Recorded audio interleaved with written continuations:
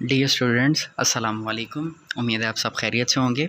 Dear students, हमारे पास आज assignment है MTH 647 methods in mathematical physics और इसकी असाइनमेंट नंबर 2 है जिसको हम सॉल्व करेंगे। 10 मार्क्स की असाइनमेंट है और इस असाइनमेंट को सॉल्व करने के लिए आपके पास मॉड्यूल 72 से लेके 80 तक मॉड्यूल्स उनसे उनके ऊपर अच्छी कमांड होनी चाहिए। तो इसकी लास्ट डेट 1 जुलाई 2024 है डियर स्टूडेंट्स। और उसके बाद हम देखें तो ये इंफॉर्मेशंस दी गई हैं, इंस्ट्रक्शंस दी हैं कि आपने असाइनमेंट को किस तरह यानी कि अपलोड करना है। वर्ड की फ़ाइल होनी चाहिए, उसमें इक्वेशन एडिटर या मैथ टाइप आप यूज़ कर सकते हैं। 100% पे जूम होनी चाहिए, फ़ाइल एग्जैक्टली सॉल्यूशन नज़र आना चाहिए और किसी फॉर्मेट में फ़ाइल आप सबमिट नहीं करवा सकते। और ड्यू डेट के बाद तो बिल्कुल भी नहीं। अगर आप ड्यू डेट के बाद अपनी असाइनमेंट को सबमिट करवाते हैं तो 50% आपके मार्क्स डिडक्ट हो सकते हैं।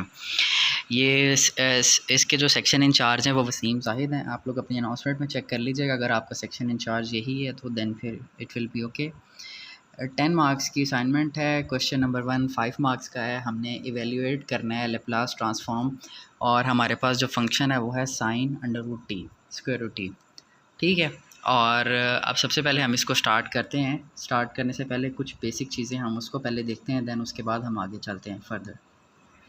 अब यहाँ पे ये देखें कि हमारे पास जो साइन टी की सीरीज़ होती है वो इज़ इक्वल किसके बराबर होती है, T minus T cube divided by 3 का 3 और उसके बाद प्लस टी की पावर 5, उसके बाद 5 का फैक्टोरियल, तो माइनस अप टू सॉन। ये हमारे पास साइन टी की सीरीज़ होती है। ठीक है डियर स्टूडेंट्स।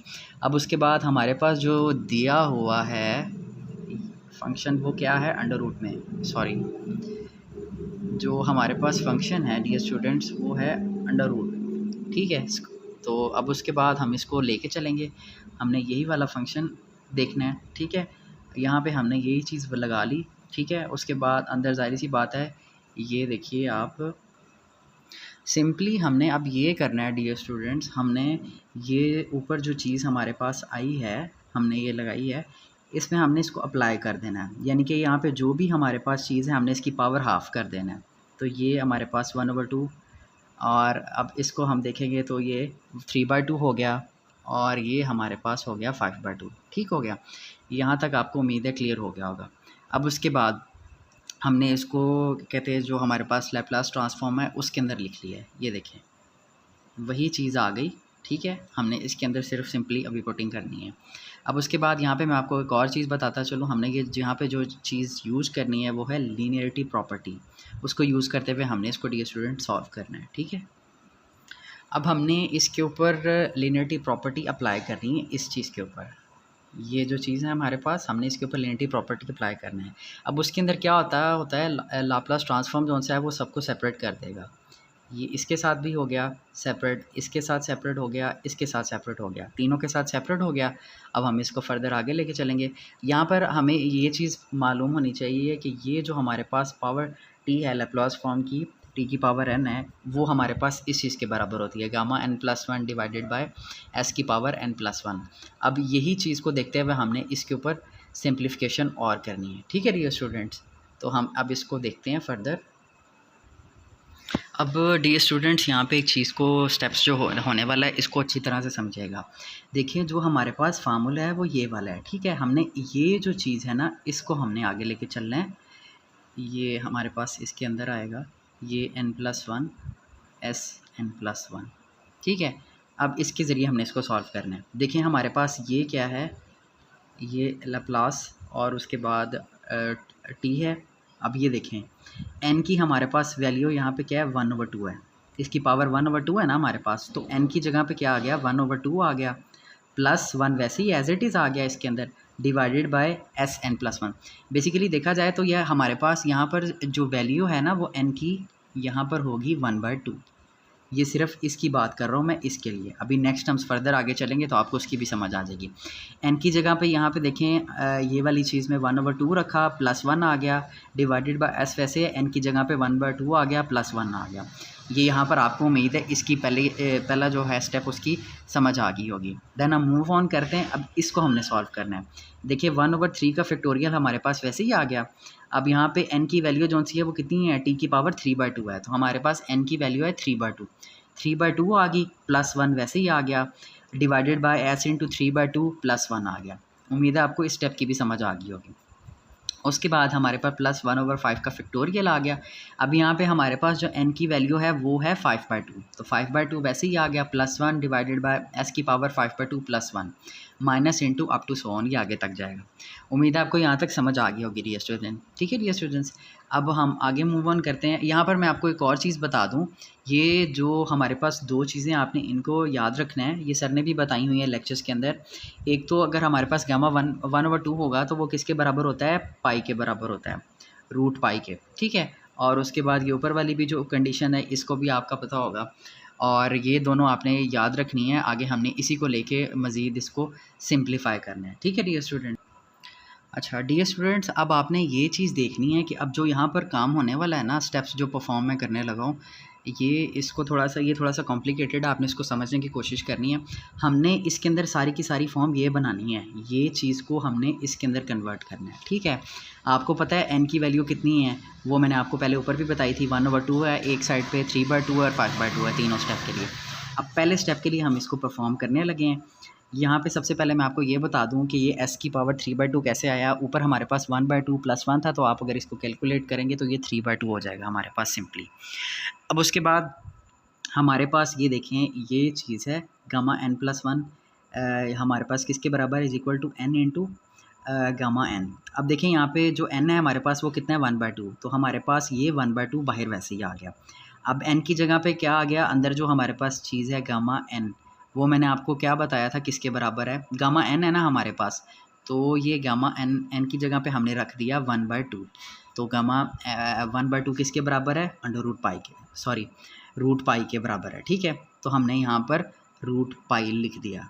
ये उम्मीद है आपको इस स्टेप की समझ आ गई होगी। देन हम आपने आगे मूव ऑन करना है। अब आगे देखें, 1/3 का फैक्टोरियल वैसे ही हमारे पास आ गया, और ये चीज़ s की पावर 3/2 +1 हमने इसको वैसे ही रखा है, क्योंकि हमने इसको आगे जाके कॉमन लेके जाना है बाहर, इस वजह से मैंने इसको नहीं छेड़ा। ये चीज़ वैसे ही आ गया हमारे पास डियर स्टूडेंट्स।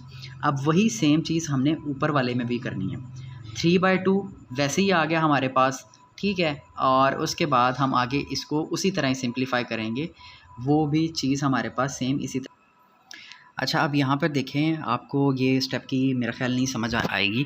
यहाँ पर मैं आपको इसको थोड़ा सा एक्सप्लेन ज़्यादा कर देता हूँ ताकि आपको आपका कंसेप्ट क्लियर हो जाए।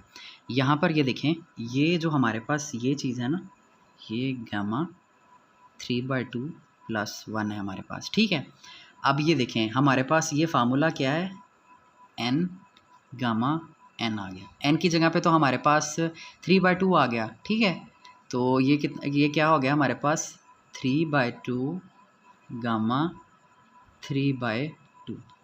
यहाँ तक क्लियर हो गया। अब ये जो हमारे पास है गामा 3/2 जो हमारे पास है डियर स्टूडेंट्स, मैं इसको एक दफ़ा इरेज कर देता हूँ, देन आपको बताता हूँ जी। ये देखें, अब हमारे पास वो 3/2 वैसे ही है, मैं उसको भी नहीं आपको बता रहा, अब अंदर वाली चीज़ बताने लगा हूँ।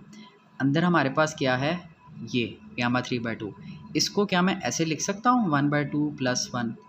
ठीक है, हमने इसको ऐसे लिख लिया, और अगर मैं इसको ऐसे लिख रहा हूँ डियर स्टूडेंट्स, तो अब उसके बाद हमारे पास जो चीज़ आ गई है वो क्या आएगी, ये देखें हमारे पास आएगा गामा 1/2 प्लस का 1। ठीक है, अब ये हमारे पास चीज़ आ गई है। हमने इसको मज़ीद सिंप्लीफाई करना है। हम क्या करेंगे, हमारे पास बाहर पहले क्या पड़ा हुआ था, 3/2 पड़ा था, हम ये 1/2 को बाहर ले जाएंगे, और हमारे पास अंदर गामा में 1/2 दोबारा फिर से रह जाएगा। ये चीज़ आ गई। ठीक है, और ये 3/2 1/2 ये देखिए यहाँ पे वैसे ही आ गया। अब गामा 1/2 मैंने आपको बताया रूट पाई के बराबर होता है, तो हमने यहाँ पे रूट पाई लिख दिया। इसी तरह सेम आपने इसको भी सॉल्व करना है। इसको जब आप सॉल्व करेंगे तो 5/2 बाहर आएगा पहले, फिर 3/2 1/2 और ये पाई। अब यहाँ पे देखें, s की पावर 3/2 +1 मैंने क्यों लिखा, ये इस वजह से लिखा क्योंकि आगे जो चीज़ मैंने आपको बताया कि कॉमन मैंने लेना है वो s की पावर 3/2 लेना है, इस वजह से हमने इसको यहाँ पे वैसे लिखा। अब हम आगे मूव ऑन करते हैं नेक्स्ट स्टेप की तरफ। अच्छा, अब नेक्स्ट स्टेप में हमने कॉमन लेना है। यहाँ पे मैं आपको एक और चीज़ बता दूँ, यहाँ पे देखें रूट पाई तीनों में है, तो हमने इसको बाहर कॉमन ले लिया, 2 भी ले लिया कॉमन। ठीक है, और s की पावर 3/2 कॉमन ले लिया। जब वो लिया तो यहाँ पर हमारे पास जो चीज़ बची वो 1 बची, और यहाँ पर 1/s की पावर 1 रहेगी, क्योंकि हमने 3/2 बाहर कॉमन निकाल लिया ना।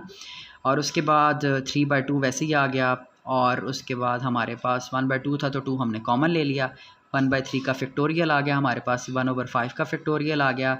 ये ऊपर वाली जो चीज़ें हैं, सॉरी, ये ऊपर वाली जो चीज़ें हैं ये वैसे ही हमारे पास आ गई। ये 1/s² रह गया अगर हमने इसको सॉल्व किया है। ठीक है डियर स्टूडेंट्स, तो उम्मीद है आपको यहाँ तक समझ आ गई होगी। हम आगे चलते हैं।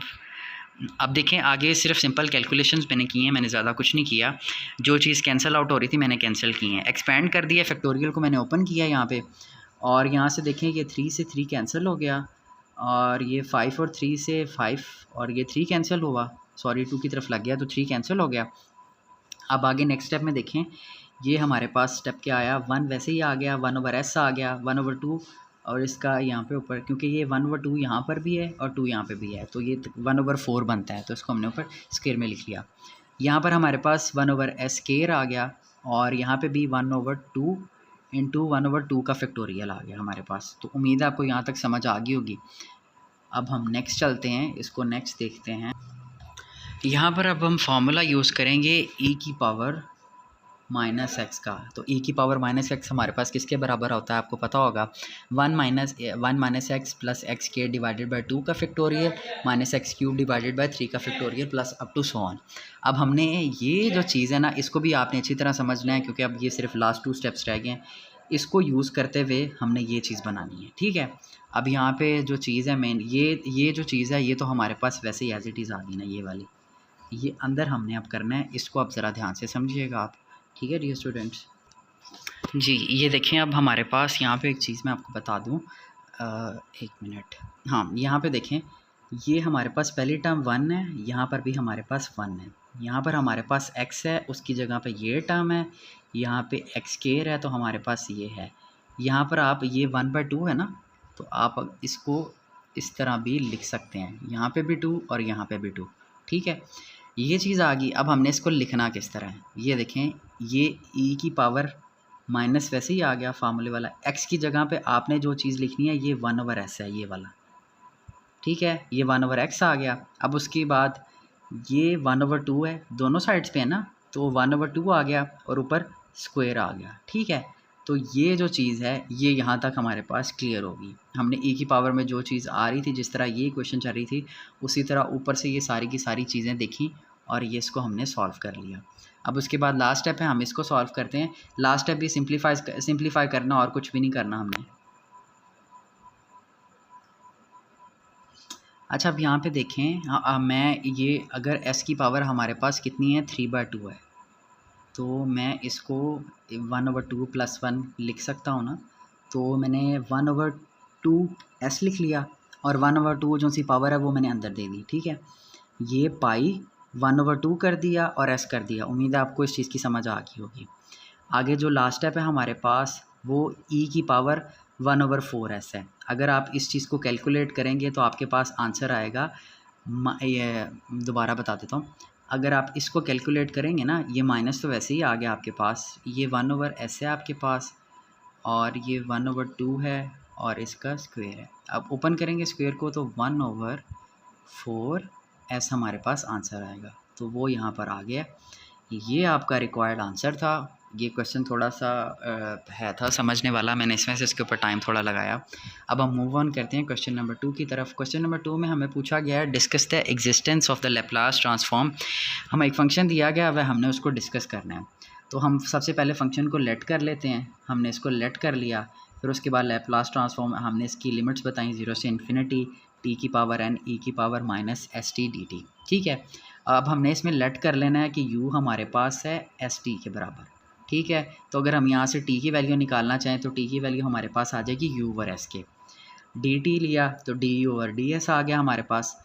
अगर हमारे पास जो लिमिट है t अप्रोचेस करेगी 0 को, तो u 0 को अप्रोच करेगी, सारी सी बात है। अगर हम t को 0 रखेंगे तो u अप्रोच होगा 0 को, और अगर हम t को इन्फिनिटी लेंगे तो u अप्रोच भी करेगा इन्फिनिटी को। ठीक है डियर स्टूडेंट्स, आगे चलते हैं। आगे हमारे पास हमने सिंप्लीफिकेशन ही की है, हमने जो ऊपर सब्स्टिट्यूशन की थी हमने उसको इसमें पुटिंग की है। अब इसमें पुटिंग की है तो हमारे पास ये देखें 1/sn+1 बाहर हमने ले लिया है, क्योंकि यहाँ पे s की पावर n था ऊपर।